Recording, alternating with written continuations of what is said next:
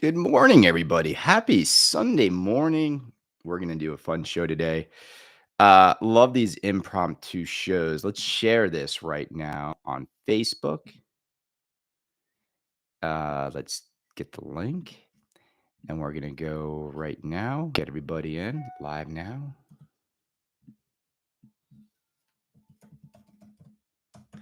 Live on Sunday morning to talk pinball marketing.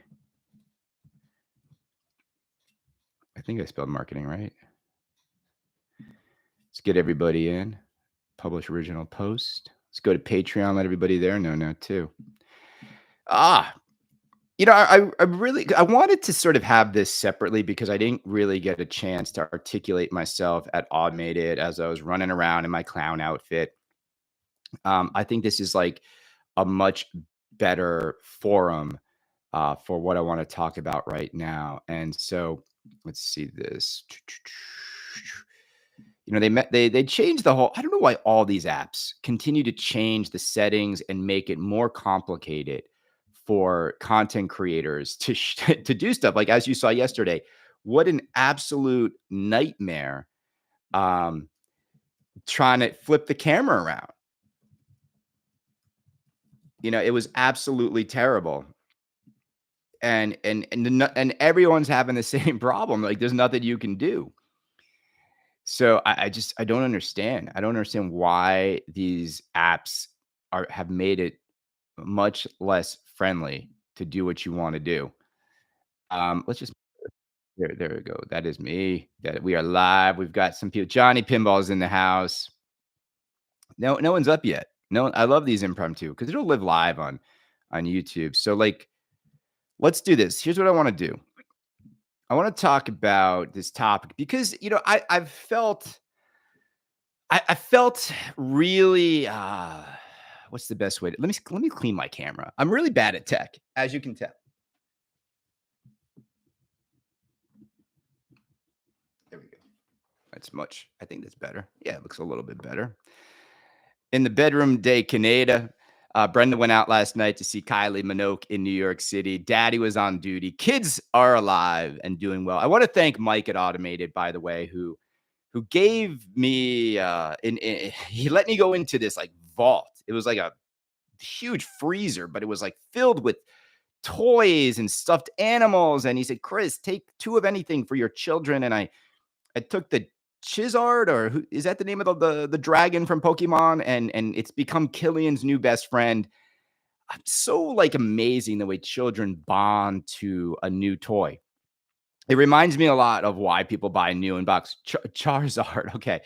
It reminds me why, like, the same feeling we have as adults. The only difference is like a kid can experience the joy for like $5, and we are out trying to spend 15,000 to capture even just a fleeting moment of what young children feel with toys that they get. I mean it when I say it, gang. Like adult toys are dangerous things because you can go down a rabbit hole of trying to fill the void, if you will. So I want to thank Mike. It was a great time. I had a lot of fun on Evil Dead. I really am. The more I think about it, I would buy the game. I thought I wouldn't want it. I'm being completely candid. I thought I wouldn't want it, and then I played it, and I'm like, damn, like it's just such a stunning machine. And I it's not at the same polish as a JJP yet, the monitor is a little still, I don't know why it's still a little washed out, but the details on it, I think it might be the most head to toe detailed machine I've ever stood in front of. I mean that. I mean every inch of that game is covered in details that are awesome, from the speaker grills to the armor to the inner art blades. Like you don't have to buy anything. The topper comes with the game. I actually would be happy with that topper. I don't even know if you need the much more expensive topper. There is a level of passion that went into that game that makes anyone who stands in front of it a believer. I mean, isn't that what it's all about? It's not about marketing. It's not about this. It's not about that. But we're going to talk about marketing on this episode because I think it's about to get real interesting because looking at Evil Dead next to Dungeons and Dragons Premium Gang, it looked like the D&D cost half as much money. I there's no other way to put it. It just felt like there's twice as much going on in Evil Dead. And I'll say this about Evil Dead, gang, it shoots well. The flippers are not exactly where Stern flipper feel is, but man, lots of shots. Not like, do you remember the old Spooky? The old Spooky was just a brick fest. The how far this company has come. Like, if you go play like a Rob Zombie in Alice Cooper's Nightmare Castle and then go play Evil Dead, really, really. Oh, my connection is unstable. Why is it unstable? What? Give me some stability. I'm gonna try to close some stuff out. Hold on a second. Force quit. We're in Chrome here. Let's force quit Safari. Maybe that'll help. Are we back? Okay. Everybody still here in the comments, guys? Can you guys comment? Let me know we're still stable. I'll take not as good flippers, but the rest of the game. So it was eye opening. It was eye opening. I was absolutely surprised at the amount of stuff. And the thing that I liked about Evil Dead, it didn't feel like a wide body. It didn't shoot like a wide body. It wasn't floaty at all. It really felt very satisfying. And just the right level of difficulty on some of the shots. Like the shot to get the ball locked in the cabin, really, really nice. There's like drop targets to unlock the pathway. Then I will say what I love about what Spooky's done is just the atmospheric stuff in the game. Do you think the center post is needed? You know what, Ari? I didn't mind it. You could argue the game is a little maybe easy on the easier side. I think for very skilled players, they might find this game to be easy. Like, coming from Guns N' Roses, a game in which just outlane drains all day long. Guns N' Roses, I don't know if people feel this way, but I feel that it is almost the biggest tragedy in GNR is how the constant outlane draining just removes the fun from the game. Like, it's stupid. It's like they have to blitz you with constant multi-balls because they're going to be draining left and right. Getting on a game that doesn't sort of rob you of your gameplay or your ball times is refreshing. I think GNR is just I'm you know how I feel about it, gang. It's still a beautiful work of art. It's still a beautiful. I just think the gameplay is so mediocre and it's so brutal, and then you're never gonna get far into the game, and then it just gets repetitive. You just see the same stuff over and over again. And it doesn't really feel like rewarding to constantly jump on GNR to choose your how you want to play the game because you're kind of always playing it the same way. Yeah. So here's what I want to talk about though on this Sunday morning because you don't want to hear me complain about GNR shots. We all know GNR doesn't shoot great. I want to talk about in less than 2 weeks, 2 new games are coming out, and I want to talk about a little bit about a reaction I had to a conversation I had with my friends at Barrels of Fun. So they're mad at me. They're not happy with me, right? They're not happy with me. They think I haven't given their company enough credit. And I will say, I probably should be more impressed by the fact that they've made 1,000 games in a year. They got their first games to customers. They, for an inaugural pin, they probably achieved more successes and firsts than any other brand new pinball company. Fine, right? It's like, fine. It's also like they came out in a much more crowded pinball marketplace. David Van Ness was over at Spooky for a while, helping them on earlier titles. But here's the thing, and I just want to talk about this because it did trigger something in me because I don't like being told that I'm unfair because I do think I'm very fair. I do.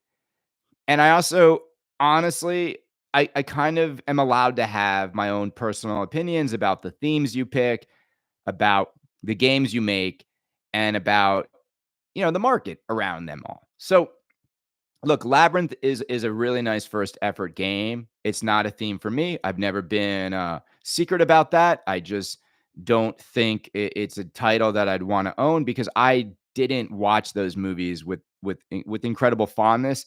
If I were to have said the reason why I would want one is Jennifer Connelly, she's not in the game. Yeah, I was a little boy. Like she was like one of the women that young boys fawned over. So but whatever, I'd much rather have Pee Wee. I'd much rather have the Muppets. I'd much rather have Fraggle Rock. Like if it was Fraggle Rock pinball, I would be all over it. Spent way more days watching Fraggle Rock than rerunning Labyrinth in my household. So, okay, but they made it. They love the theme. I think they did a great job on theme integration, sans Jennifer Connelly. So here's the thing. I get the sense that Barrels of Fun sort of, you know, they didn't light the pinball world on fire with their first game. That's fine. It's their first title. But now they're in it. Right now they're in it. Like their sophomore title, the gang has been working really hard. They've been working around the clock. And their second game is about to launch the exact same week Stern Pinball is going to launch King Kong and Keith Elwin. Okay, so here's my issue. And I'm going to text this to David Van Ness and my friends over there. And Brian Savage is a member of Kaneda's Pinball Podcast. Gang, you're legitimately less than 10 days out. You've been working on this game for probably a year and a half. This game has been in development. You're less than 10 days out. And what are you doing? Right? Where's the hype? Where's the marketing? Where's David Van Ness saying, "Hey, we're less than 2 weeks away from our next title. We're really excited." There's nothing. Not only that, do you know what day they're gonna reveal the game? Do you know? I mean, I'm a pretty nano influencer with a deep enough following. Do you know when they're gonna reveal the game? So April 15th on tax day, terrible day to do anything. April 15th, tax day, when people are going to probably owe money. April 15th, in 9 days, okay? In 9 days, this company is going to have media fly over there to see the factory and see the game. Okay, so that in my mind would indicate that they probably would have to reveal the game before then. Because once you let anybody through the door, it doesn't matter what you have them sign, stuff's going to get out. Okay, but here's the problem. So I think David Van Ness and team over there do not want there to be a pre-release of anything. I think they're going to invite everybody in and have them sign NDAs, create their content, and then they want to reveal the game to the world later in the week. Here's the problem. Stern Pinball has indicated that April 17th, the Thursday, is the day in which media will be coming over to play King Kong. Now, historically, when Stern does that, they don't reveal the game on the media day. They reveal the game earlier in the week. So here's what's going to happen. This Friday, right? I guarantee you this is how this all rolls out. This Friday, maybe earlier, this Friday, we will get the teaser confirmation of King Kong as the next theme from Stern Pinball. So that will happen on Friday of this week. So King Kong will actually get out in front of anything Barrels if things just go the way they're going to go. Then they're going to do their sort of, Monday call with the distros or some, Monday, Tuesday, right? Then the full game reveal of King Kong will happen on Tuesday, the 15th, 2 days before media are going to fly over, to Stern Pinball. And if you're a pinball content creator, are you going to both? Are you taking 2 days off? Probably just most of your work week you're going to take off. Yes, some people are going to do it. I can't do it. I'm going to be coming back from Scotland. So this is okay, so think about that. So on the very day that Barrels of Fun is going to invite media, everyone's going to be looking at King Kong for the first time. And then 2 days later, King Kong is going to have its big factory tour Stern media moment. And so you're launching your game right on top of that. So what are you guys doing? What, and then, and this is why I'm kind of like frustrated, because I talked to David Van Ness. I talked to like Blake and Brian over there. They've had all year to think about just the launch strategy. Didn't it feel like this company, they teased the reveal of Barrels of Fun as a company for like a year? And it feels like they're doing nothing to get people excited about game number 2. So my whole thing is this. Here's the thing why I think all of this pinball marketing sucks and these people are amateurs, and maybe they might be good in other fields of business. Here's why pinball marketing is in my honest opinion is pathetic. So I get that you've got your media days locked in. So what moment is your game reveal? With less than 10 days to go, neither company, Stern nor Barrels of Fun, has indicated to us, the pinball buying demographic, what day do we expect to see the game? Is there a countdown clock? No. So you're basically not giving anybody any time to get excited, because they don't even know what day, you're going to pull the curtain off the game. You could have given all these content creators and communities a chance to like have watch parties. So I know what's today. What's Friday's date? Friday, what is tomorrow's the 7th, Monday, Tuesday, 7th, 8th, 9th, 10th, 11th, right? Like April 11th. Like, why aren't you letting people know when they can get together and watch something live? Like, did you have Zach come by and film a featurette? I don't know. There's nothing. There's nothing. And when there's nothing and there's no hype and there's no excitement going, so then your only strategy is to try to launch these games on top of each other with absolutely zero buildup, zero hype, zero excitement. I mean, it wasn't the best launch, but look what Carrie and I did for Alice's Adventures in Wonderland, right? I mean, look, the stream was garbage, but you had Carrie and Kaneda going back and forth for like 2 weeks, even more. Melvin let us in, and we got people excited about the game they were going to see, right? I don't, like whether or not like the game delivered to your standards doesn't matter. Sold out in like 1 week, right? Sold out. He got all the people to raise their hands and say they want one. So now here we have my friends at Barrel saying, I'm not fair to, I'm not fair. You're not fair to us. You're not giving us enough credit. Yeah, guys, I'm going to tell you right now, I think your marketing around this game is horrendous, because there is no marketing around this game. There's no hype. There's no buildup. And now you're going up against Keith Elwin, and you don't do the very thing that Spooky does.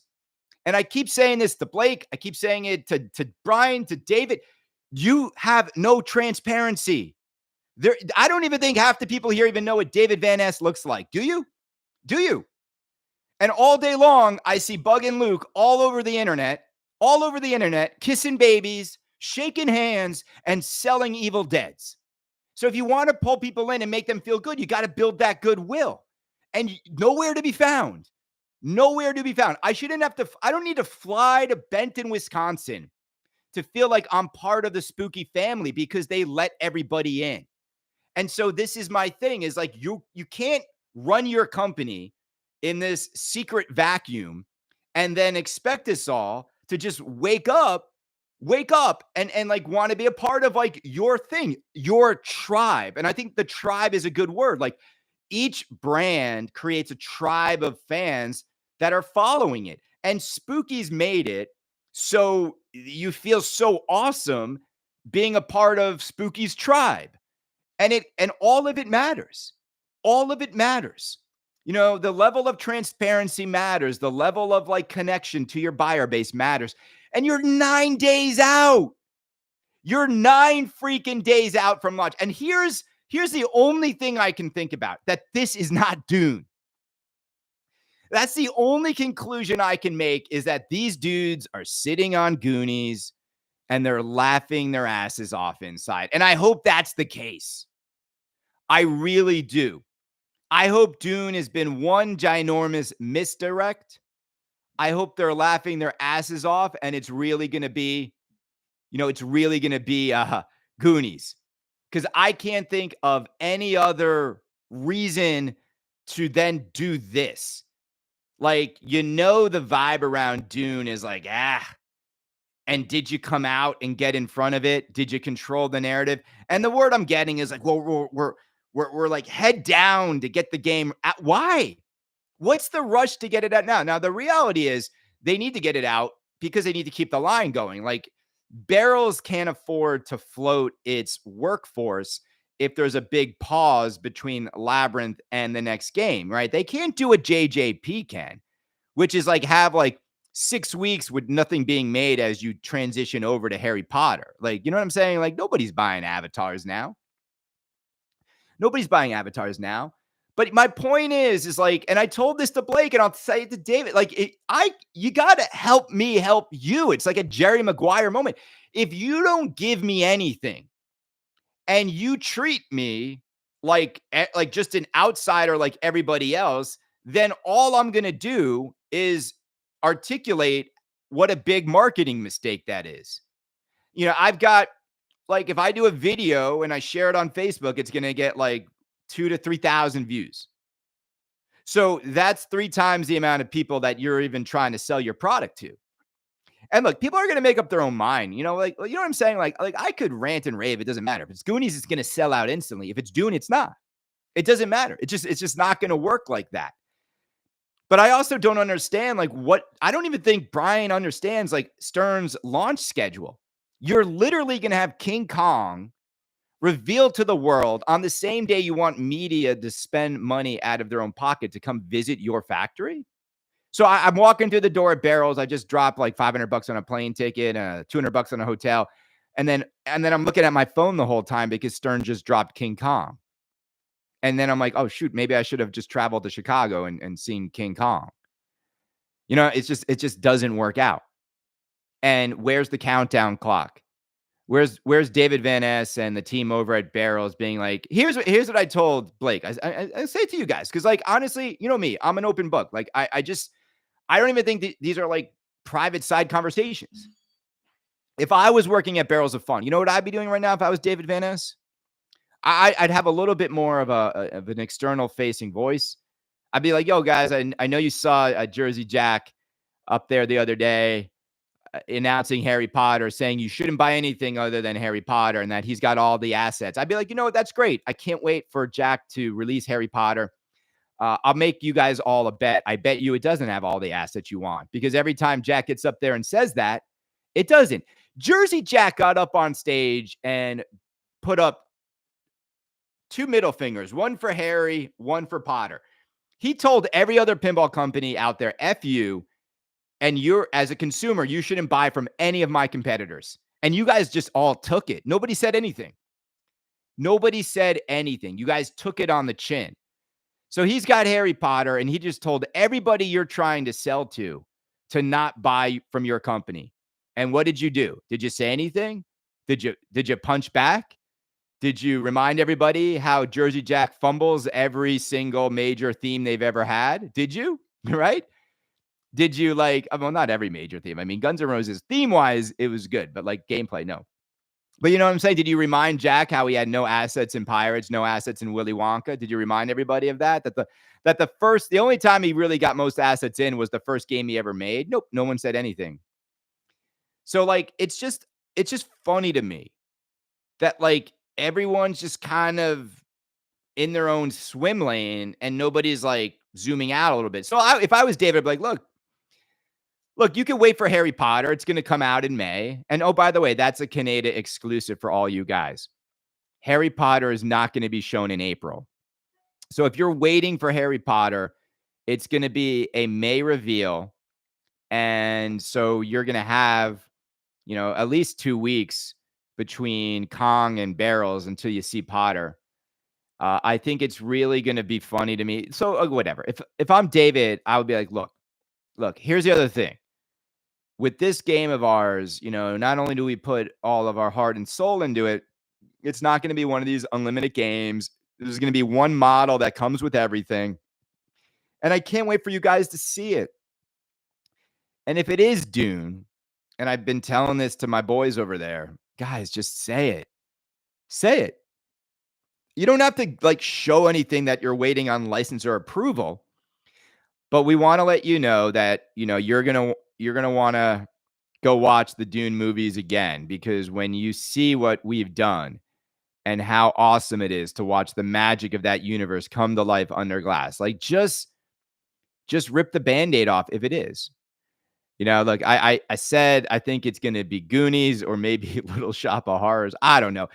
I don't think it's Goonies because David or Brian Savage has confirmed in the email that the ball gets eaten. So why would the ball be eaten in Goonies? Um, this is a good time to filler. Sean, I'm happy I'm filling for you as you're waiting for your flight. Look, gang, I just don't get it. Look, Stern knows they don't really need to do much around Elwyn and Kong, but what the other thing I heard is this: there's no Spike 3 with Kong. So that's also annoying. Is like, Stern's got this new platform and they continue to remember Spike 3 was supposed to have launched with Metallica Remastered. Now we've got 3 games that won't have it as the platform.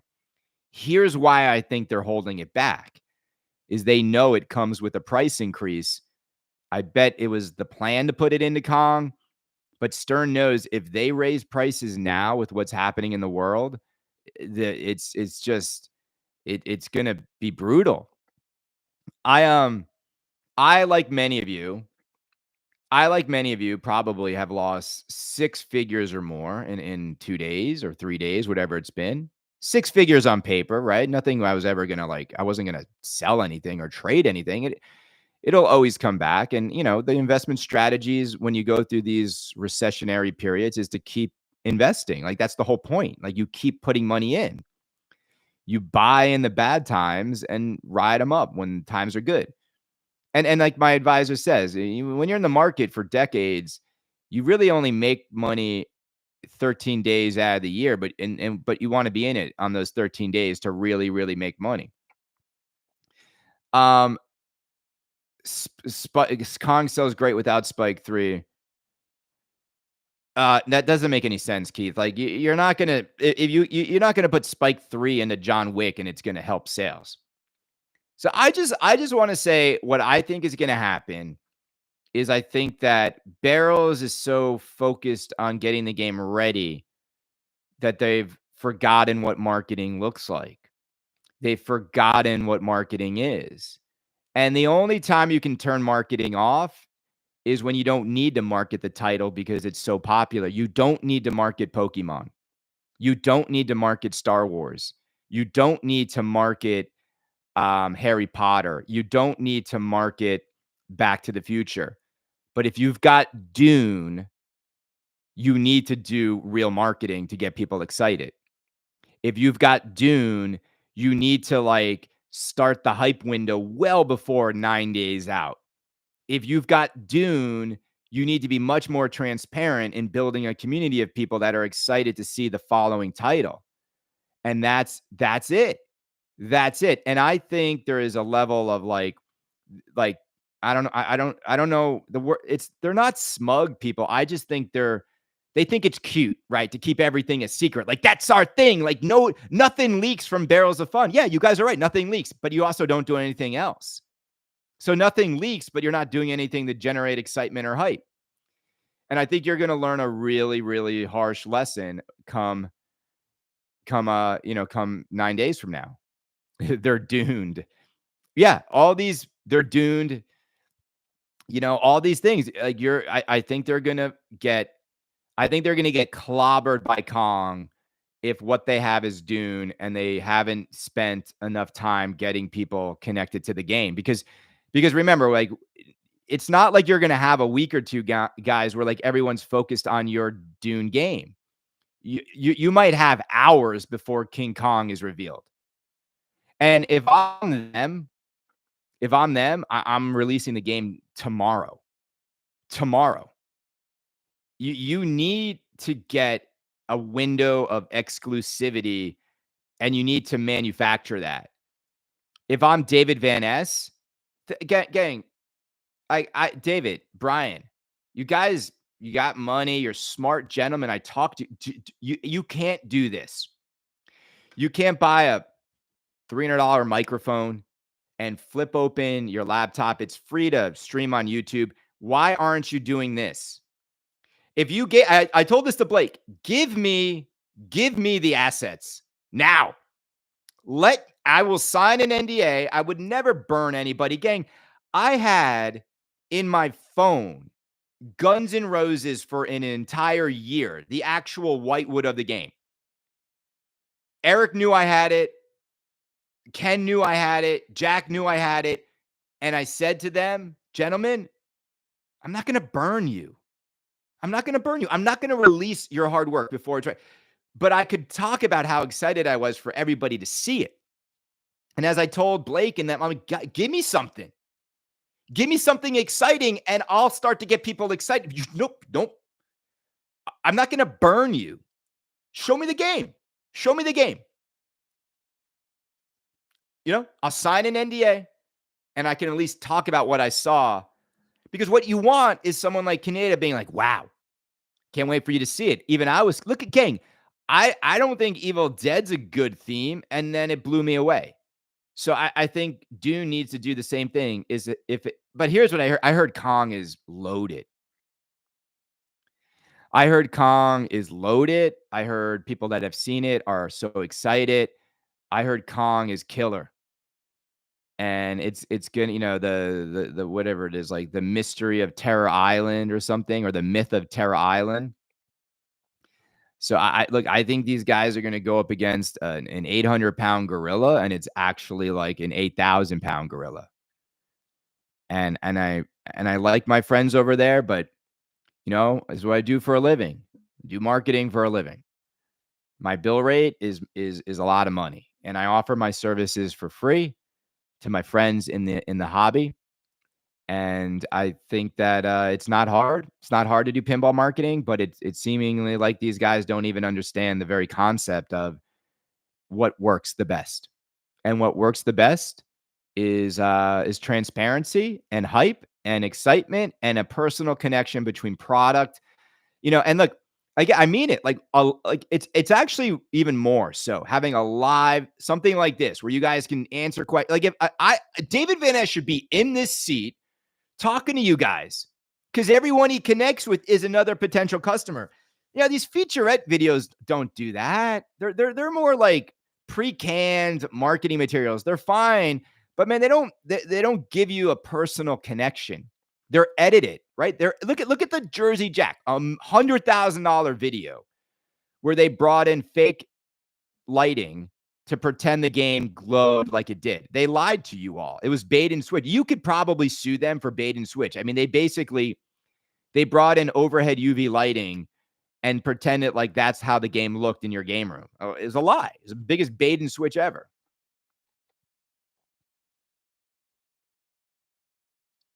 Well, look, again, it's common sense. 9 days out, these guys are doing nothing. 9 days out, no materials. 9 days out, you don't know when the reveal date is. 9 days out, you don't know what time of day it is. 9 days out, you can't plan a watch party with your friends. 9 days out, 52 weeks in a year, and you're going to launch your product on top of Stern Pinball Keith Elwin game. 9 days out. Wake up, gentlemen. Wake up. And the world's on fire right now economically. Good luck. Good luck. I just don't. There's going to be no FOMO to grab that game. It's just because they haven't created any FOMO. They haven't done anything. They haven't said anything. And then you try to put it all in a blender at once. It's not going to work out. Gang, I did a podcast or a Saturday morning live. There were 30 something remaining Evil Dead games for sale. By the time my show ended, because I highlighted that and was added distributors, 30 games sold in a matter of minutes. 30 games.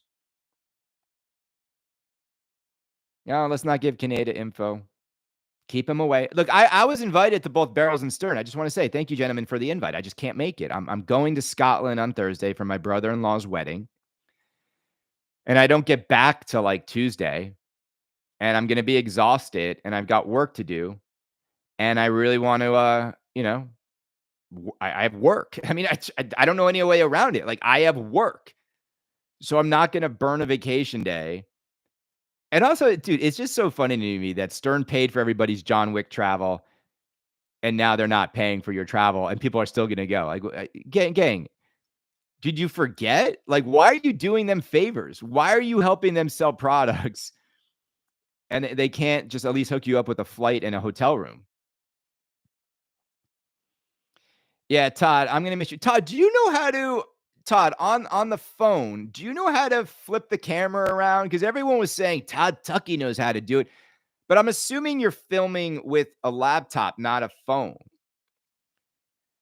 So yeah, Mo, it's Mo. I'm not spending my own money to then help these guys sell products like that. Like it's just that I look because here's the deal. Like I don't know. Like it's just and the other reason is like because they establish a precedence where they would pay and now they won't.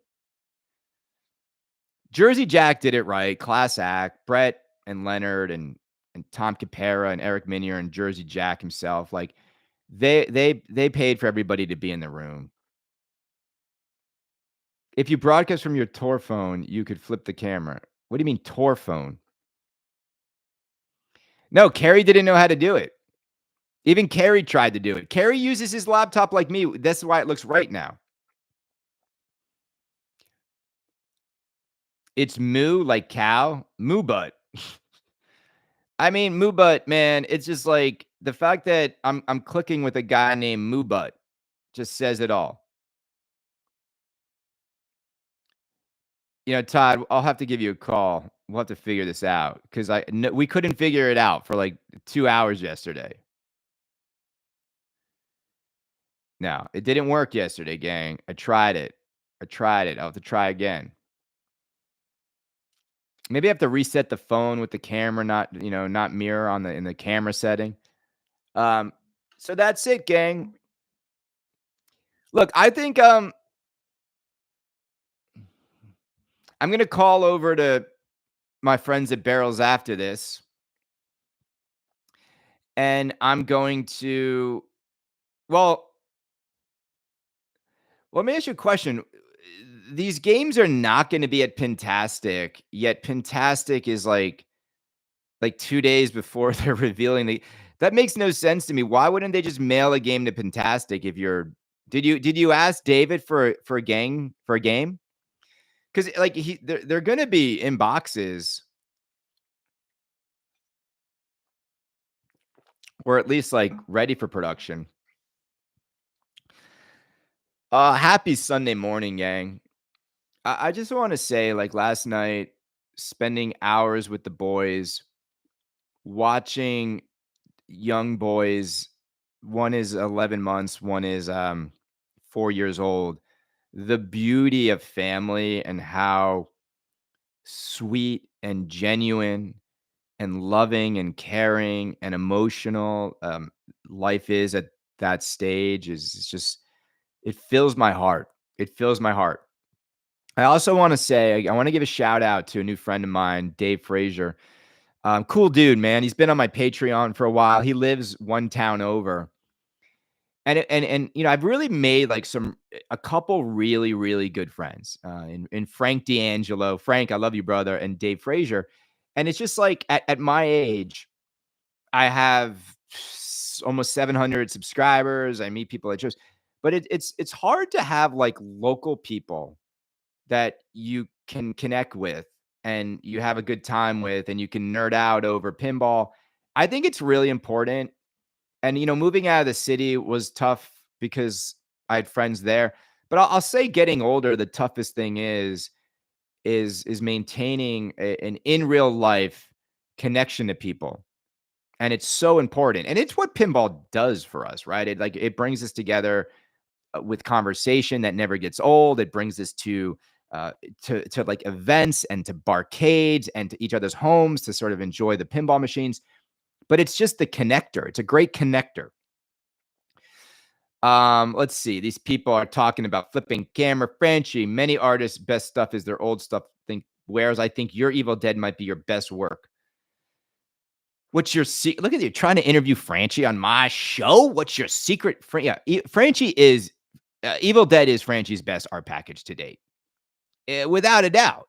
It's not even close, in my honest opinion. It blows away Monsters. It blows away Batman. Like it's stunning. It's so stunning. You know what I love about Evil Dead is unlike Stern, who sometimes uses artwork to disguise the fact that there's not a lot in the game. What I love about Evil Dead is there's a lot of detail in the art, but there's even more stuff to do in the game. Like it is like it's the best of both worlds. It's like all of it is there. You know, it's like, wow, are those trap doors? Are those like pop up like medieval madness zombies? Are those, yeah, yeah, yeah, yeah. Are those drop targets that work? Are those, is that a flipper hiding by the right sling where it would normally be? Yeah. Yeah. Like all this in it. It's awesome. Matrix is not happening. Okay, guys, I'm very close to getting Steve Ritchie's theme. I'll tell you right now, it's not Top Gun, it's not Matrix. Steve Ritchie's game is not an 80s or 90s title. That's enough information you're going to get from me. I think it's going to be another theme where like, are people into this?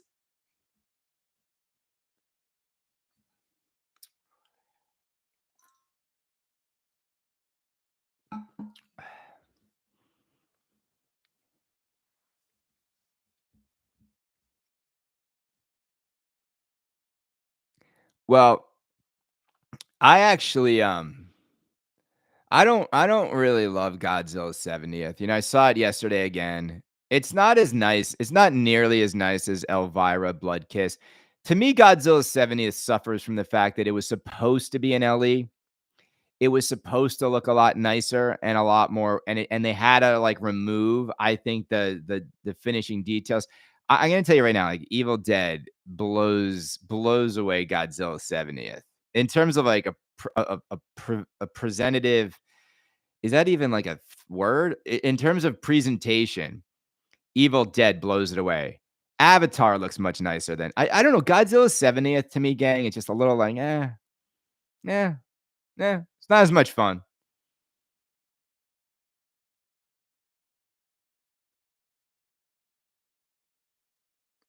Evil Dead will go up in price if Kong and Potter fall short.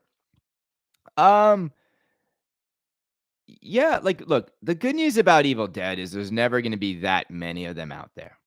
And I think much like the movies, it's just going to become like a little bit of a cult classic pin that people who have it love it. And it's just, like I'll say this, like after playing it too, I was like, man, I wish Rick and Morty was this much fun. I think the biggest, the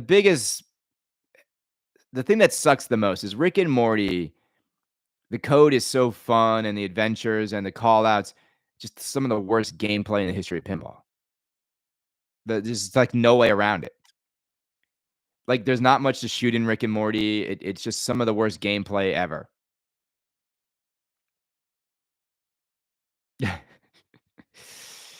Reggie, we should do it. Chris, I talk a lot to people about. I think we're two Italian dudes who have like been at each other's throats, and I think we both ended up in a good place. And I mean that. So thank you for having the capacity in your heart to forgive and to move on with me. I think it's very honorable of you, and I think there are some people out there who just don't possess that ability to forgive and move on. And we went through some stuff, and I think we realized like life is better, and you're happier when you wake up and you resolve some of these differences. I've tried to do that with some other pinball content creators. You know their name, Don. Come on, Don. Like how many times, and does he continue to mock me, but he won't like just let's bury the hatchet. I think people want to see that. Jengiz is back on my Facebook page. We haven't like really connected, but it's just nice seeing him there. I kind of just play it slow with him. Like happy to have him back. Happy to have him commenting. So I think it's good. Like I'm not at odds with anybody. I don't even I don't really have any open fights with anybody in my face. Yeah, no, it's funny. Well, like I've never seen someone parody me so much, and I'm also just confused why he like wears multiple headphones. Like I only wear like just one headphones at a time. So I'm just, but it's cool. It's cool. I look, it's the greatest form of flattery, right? I mean, I don't thing is like I've watched people copy my format, how long my shows are, the consistency, even like the way you do like Facebook updates, like I've been copied to the T. What I love about Kaneda's Pinball Podcast is I didn't copy anybody. I didn't copy anybody's style. I didn't copy anybody's like approach. I didn't copy anybody's anything. And everybody copied me. Not everybody. Like, but you know what I'm talking about. Like some people just copied everything I did. It's cool. In the end, I'm glad. I think it's good. I think the shorter shows, you know this, Franchi, right? It's like you put all that effort in, like you can do like a 2-hour show with interview. Dude, it's a ton of work. It's so much work. And then I realized like people forget this. My shows used to be 45 minutes to an hour of just me talking. Right? I mean, I realized like, holy crap, like it wasn't worth it. It was just like just quality over quantity. Just get right to the topics, hit with it, and get off stage. So I started doing less lengthy shows, more frequent shows, and then like the lives were always like fun to do, stuff like this, unedited, and you realize like you just kind of like don't have to put in all the effort because the production stuff is just a nightmare. Right? I mean, I did, and Franchi, I hear the same thing. Why don't you do more interviews? Franchi gets this. There are some people in this hobby. Well, you'll interview them for an hour, 2 hours, and they are impossible to re-air how they talk with like like like, and so you go back and you listen to it, and there's like all these awkward pauses, and the way they talk isn't very entertaining. And so you have to go and edit them to make it more enjoyable. Hours. Like sometimes it could take 8 to 10 hours to get a 2-hour interview ready for your listening pleasure. And to Franchi's point, for $0. Like it's like, what? A distributor gets to just like, hey guys, King Kong LEs, and puts $50,000 in their checking account like that day. And just drop ships the games to customers. You know it's true. You know it's true. What do you guys want to talk about? We've got more people here, man. I love it. Sunday morning Kaneda. He hit again. He hit again. He did it 2 days in a row. I hear Predator sucks. That's it. I knew it would suck. I just hear it doesn't have Arnold in it. And I don't know, man. What do you think of Portal? I don't know. I can't really make an opinion about Portal till I play it. Which I think will happen maybe never, because I don't know anyone who's gonna have it. Like Mike at Automated doesn't have multimorphic. So where am I gonna play Portal? Unless I go through a physical portal and end up somewhere that has it. I think with all multimorphic gang, it looks neat. I also just like I don't know. Did they even ship the Princess Brides with the collector's edition cabinets yet? I think Jerry's one of these companies too that like when stuff really when the recession does come, like I mean it's just gonna be brutal, man. I just the amount of like only the strong are gonna survive. Only the strong. Apollon, what's up, brother? It's good seeing you, man. How's the family doing? Apollon, I was thinking about our fun lunch at Momosun the other day. Predator is not going to be good. It's not going to be good. Name me one good Pinball Brothers game that Pinball Brothers designed from the ground up. And I'll wait in eternity for you to come up with an answer. Same team. Same team. They didn't hire Jack Danger. They didn't hire like Dennis Nordman. Let's talk about you dogging on my screen name when I was trying to support your point. Moobut? Well, when you call yourself Moobut, you gotta sort of expect there to be a somewhat of a confusing thing. Chris, your show is always informative and holds no punches. You speak from your heart a lot of times, to which is great. I like someone who tells it like it is and doesn't beat around the bush. Well, thank you, Robert. For those of you out there who are not a member of Kaneda's Pinball Podcast, it's like, come on, it's still $5, right? There's no tariffs in Canada land. $5 a month. Kaneda Pinball. Just go to Kaneda Pinball at Patreon and sign up. Can I ask a question? Has anyone out there met Pinhead Patrick Marino? Like, I've been trying. He's got like a picture of a parrot on his Facebook page, and now I think he changed his photo to, I think, Adam's Family or something. But I always feel like I'm always getting into it with him on Facebook, and I don't know why, because he's just always online when I'm up at 5 a.m. But has anyone met him? Because it's just like, it's hard to have seen a guy in my chats and on my page for years, and the only picture of him I see is a parrot. I said, look, bro, I'm just tired of talking to a bird. Like, and he wouldn't share a photo of himself. I just asked, here's me, here's my family. Can you just show me what you look like? And he just refused to send a photo. I was like, that's like weird, in my honest opinion. Wow, first grandchild coming this week. Our daughter graduating college in May. Wow. Paulin, that's so amazing. You must feel so proud. I mean, I'm just happy my kids are so young now, Paulin, because like I feel like college won't even be a thing. By the time these kids are of college age, I won't have to spend like $500,000 on college. You know what's crazy is like my daycare is $72,000 a year. When people are like, "Oh, college is so expensive," I'm like, I pay $72,000 a year for daycare, for how to tie your shoes and fall in love with Paw Patrol.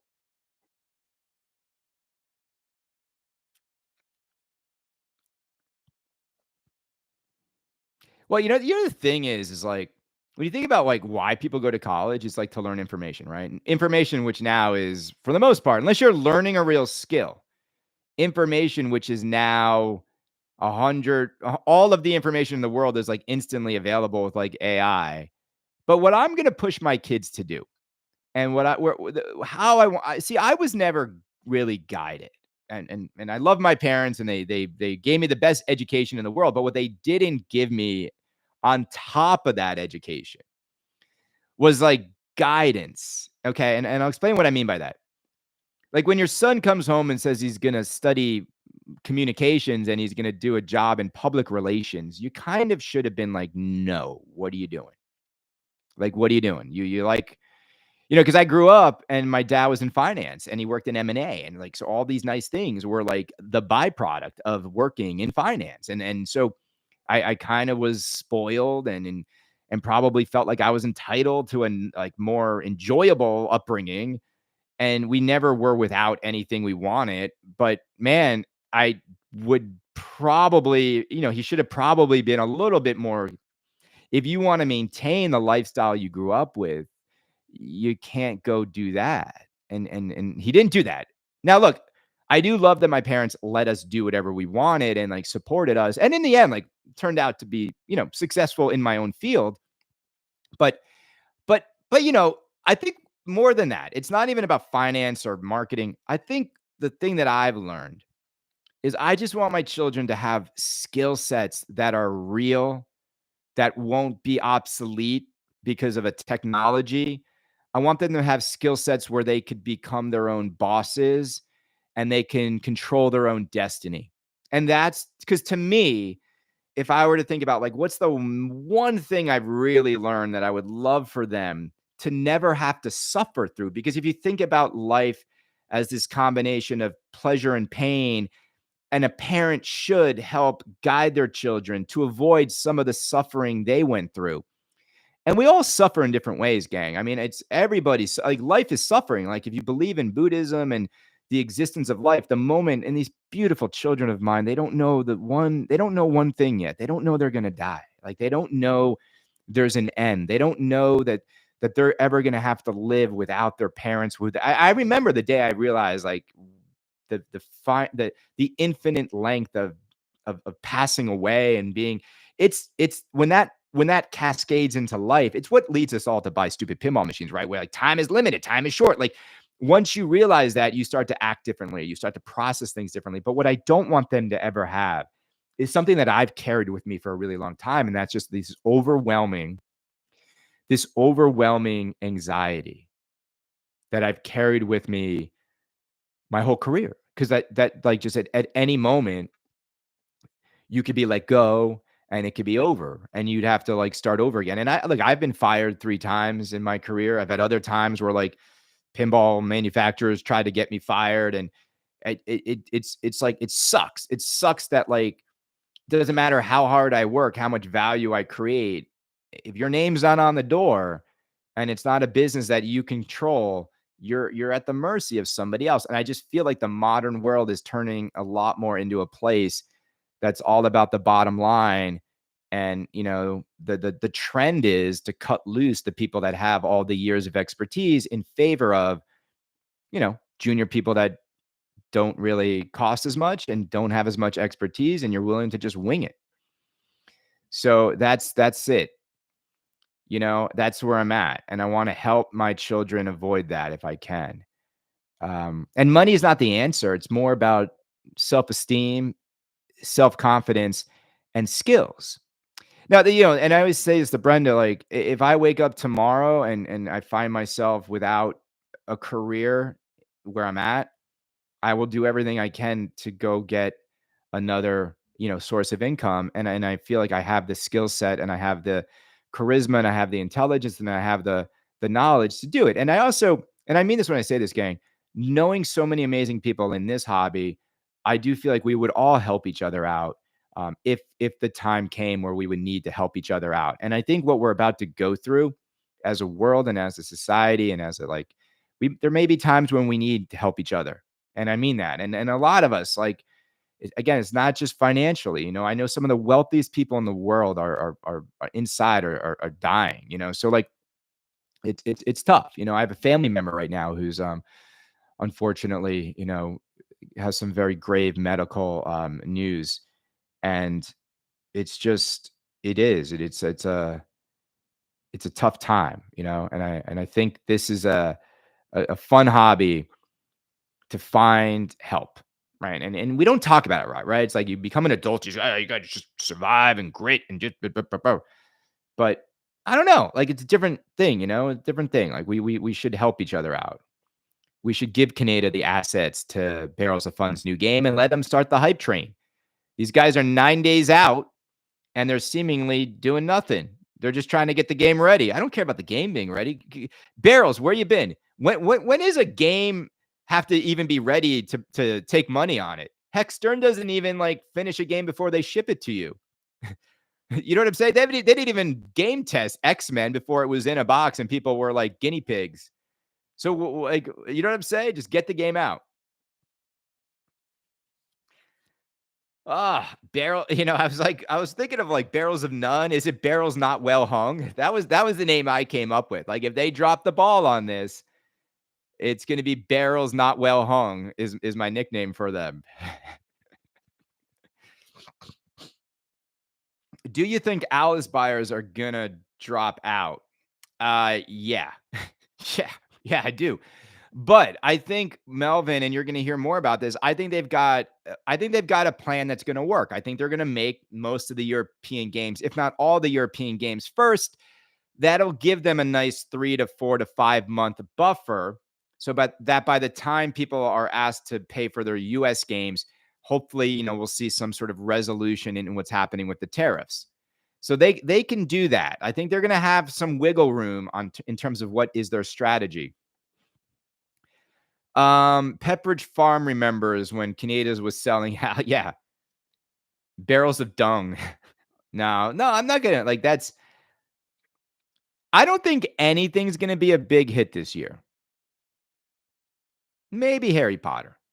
I don't think Kong is gonna be as big as people think. Because I just think like I don't think Kong even has as much love as Jaws does as a theme. So I think Kong is gonna be, it's gonna get compared to Godzilla, but I just don't think Kong is gonna have the same level of campiness and fun that Godzilla has. And I think it's gonna be more like Jurassic Park light is my guess on King Kong. The world is getting tougher by the day, especially for young people just getting started. Well, and Robert, I mean, and if you follow history, what's gonna help young people get going is a huge recession.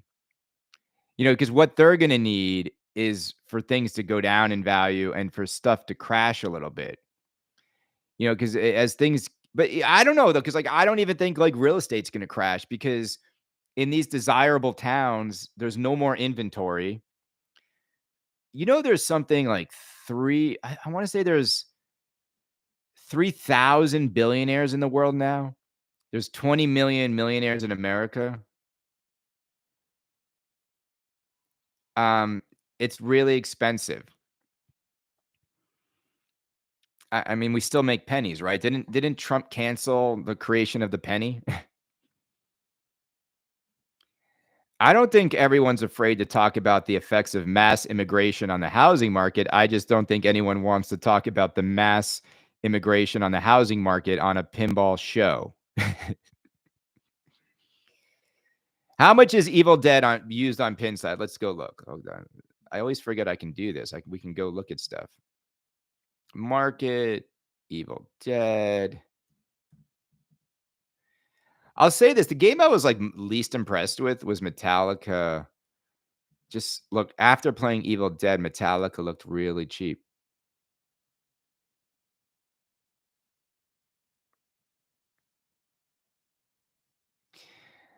All right, let's see.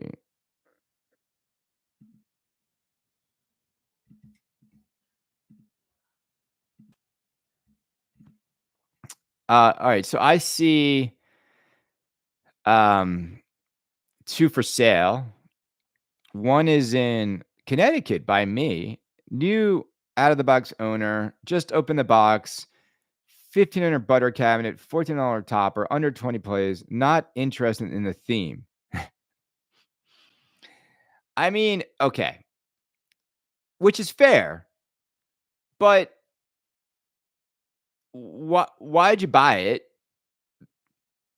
B, you got to knock about $1,500 off that asking price because I just think like he's basically selling it for what he paid for it. He didn't. How do you not know you're not into something? I also think 20 plays is not enough. It's like I just think that's like, why would you not just play it more and see if you like it more? Yeah, Metallica to me, when I stood over it after Evil Dead, it just looks so dated. It looks so old.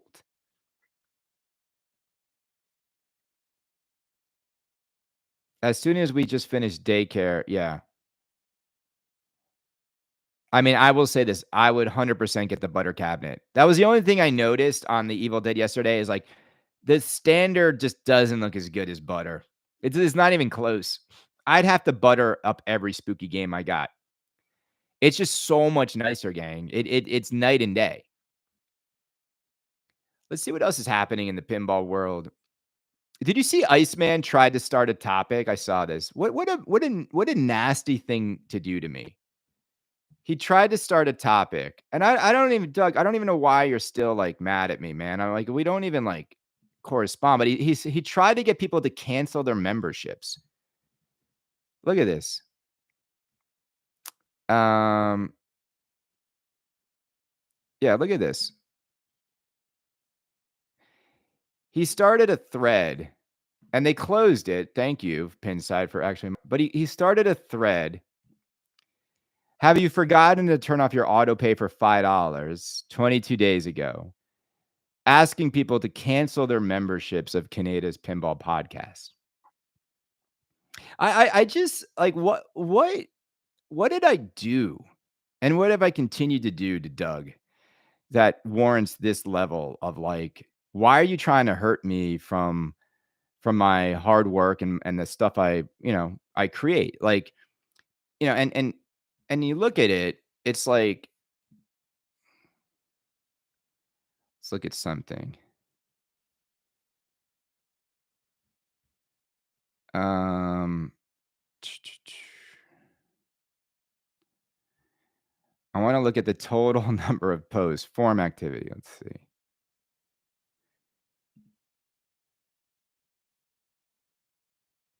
Let's see. We're gonna find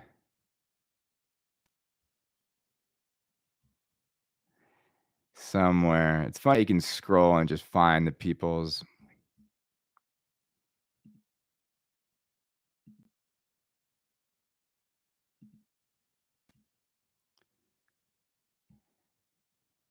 Like he started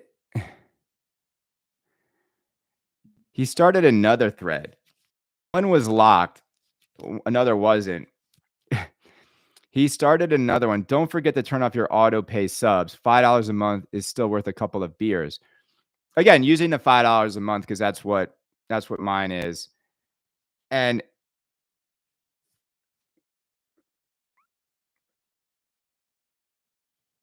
okay, then he writes, "Don't we waste enough money on pinball? Definitely shouldn't pay for content. Pinside is voluntary." Okay.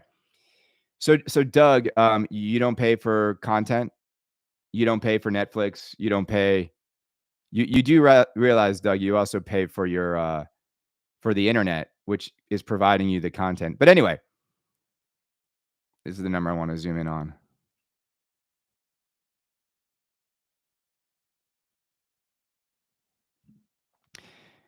Look at this number here. Yeah, where can you get 2 beers for $5? 28,452 posts, right? Think about that for a minute. 28,452 posts on Pinside. 28,000. Let's break that down. How many, like, if you post it once a day, let's do the calculator. Let's put that in 28,452 divided by 365, right? That should give us how many a day? Okay. That's 77 posts a day. Is that right? 78 posts a day? I don't even know if this is how you do this math. Um, no, it's just like it's like he's another one where like I don't understand. He's like friends with Bill Brandis. Bill's like one of my good friends, and like, but he continues to try to like get people. He's like mad at the success.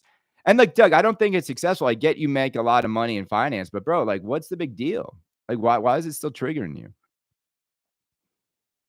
And then he says the same thing as me, man. It's like that's the funny part is when you look at his like like this is like if I was the topics he talks about, another new in box buying thread, simple poll, not whether you can afford it or not.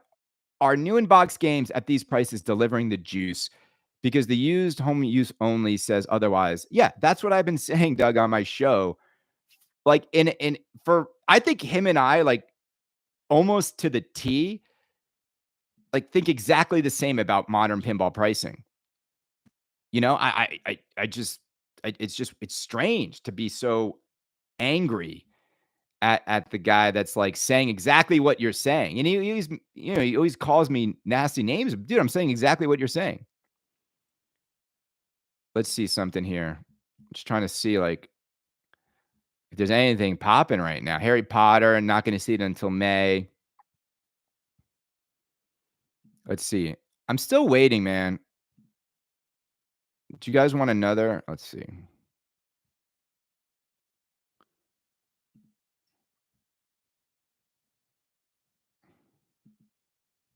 I don't think he's jealous. I just don't. I just think he's mad. I think there's a difference there. Um, what do we think? How's this game aging in your minds? I mean, I you know what? The one thing I wish this game had, it was a butter cabinet. Um, it's it looks good, but it's not rad cal good, and it's a collectible work of art. I think this game is like still looking pretty sexy, right? I mean, I still am a little confused as to why nobody has streamed the game. And the final game is this is still one of the pre-production units or game number 1 that Wrench has. But I'm going down here. There's Melvin, my boy.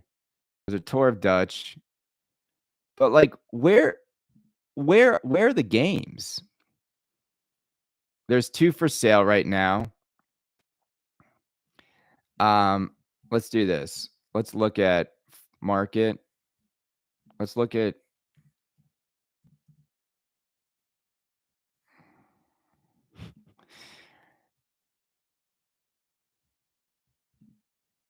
all right, John Wick LE.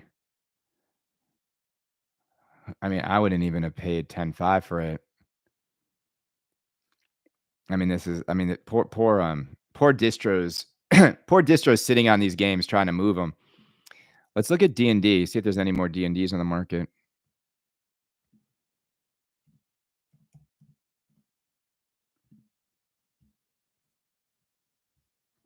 See, this is the problem, gang. It's like I mean, you've already you know this guy's not getting 11.5. So right away, you know this guy's gonna be able to like, this is the same guy. Holy crap. This is the same guy selling Evil Dead in Connecticut. And same thing, under 20 plays. Just open the box, not wait, is this a distro? Have we just exposed like who's Wally 16 who has the same exact description? This guy's selling games for distros and he's trying to like move distro buddy games. Like I think we just come on, this guy unboxed both brand new games, says he doesn't like the theme and he needs to move them on right away after 20 plays. This guy's this is like a fake description. But no, but this is like a perfect example of someone just trying to do like something shady here. Is he tied to automate it? I don't know. I do know this that like if you just see I see what I don't get about anybody who bought D&D LE right away is like, don't you know the market? Um, oh, did I just mess up? Did our chat just end? Am I still live?